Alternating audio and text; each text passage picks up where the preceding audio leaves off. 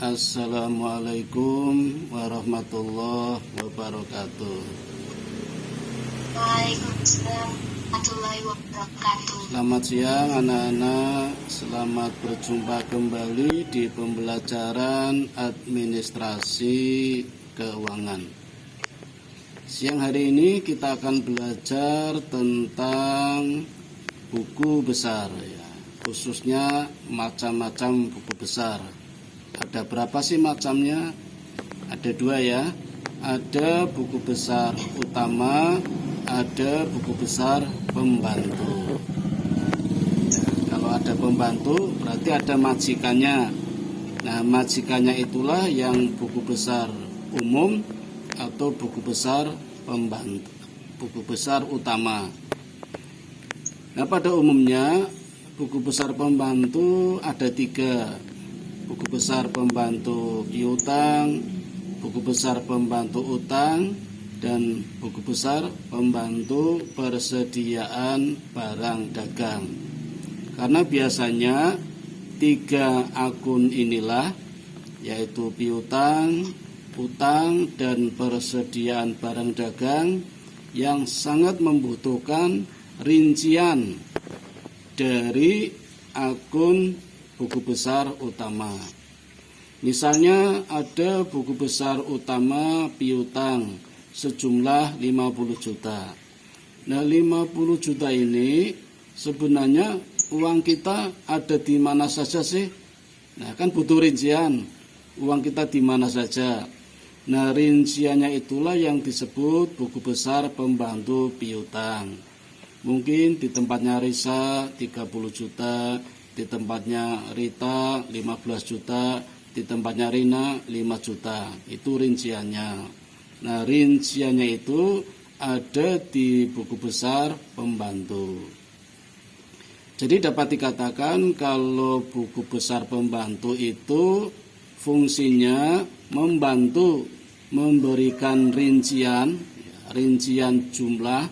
jumlah nominal dari akun yang ada di buku besar utama.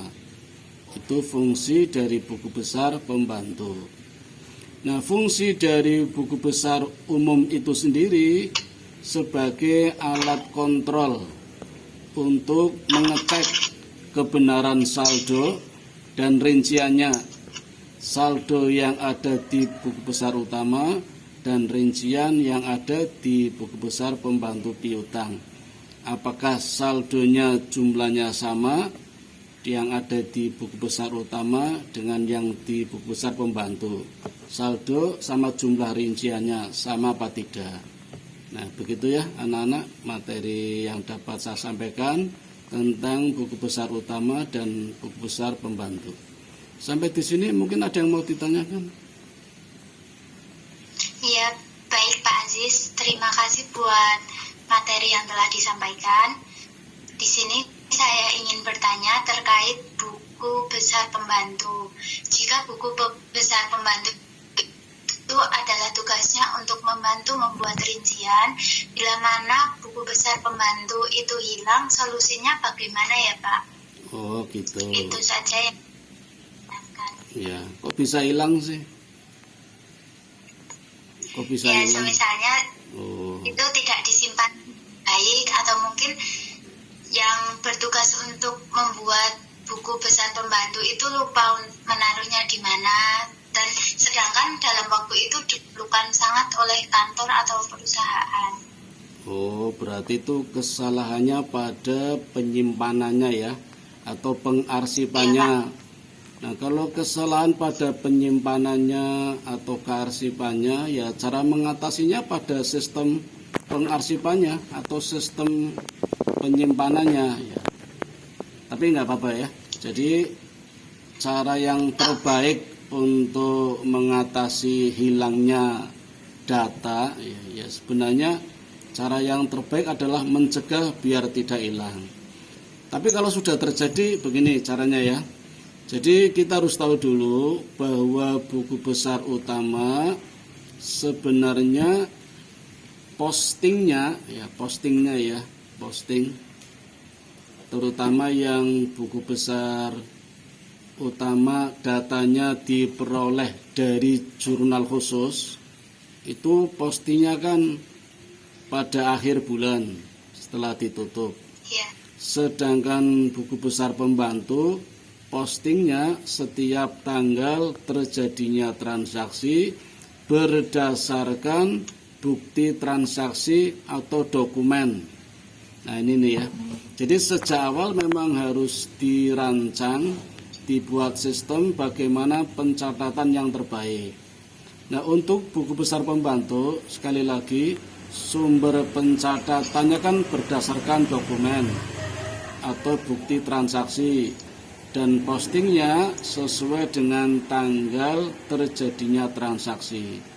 Jadi kalau nanti ternyata datanya hilang atau buku besar pembantunya hilang, terus akan membuat lagi, itu melacaknya dari bukti transaksi atau dokumen yang sudah didokumentasikan pada buku besar utama.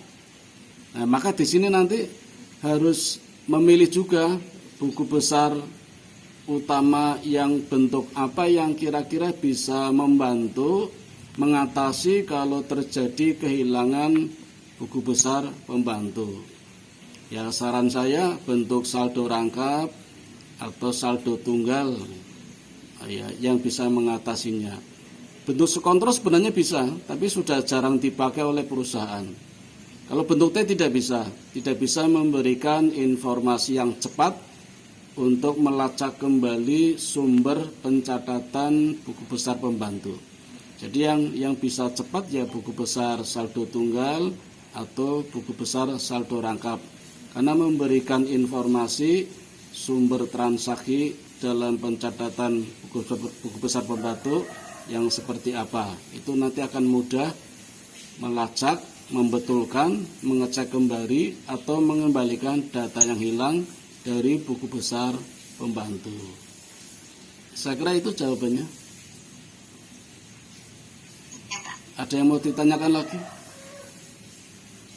Udah cukup, Pak. Cukup? Ya udah. Terima kasih ya atas pertanyaannya. Iya, Pak. Saya tutup ya. Iya, baik, Pak. Assalamualaikum warahmatullahi wabarakatuh. Waalaikumsalam warahmatullahi wabarakatuh.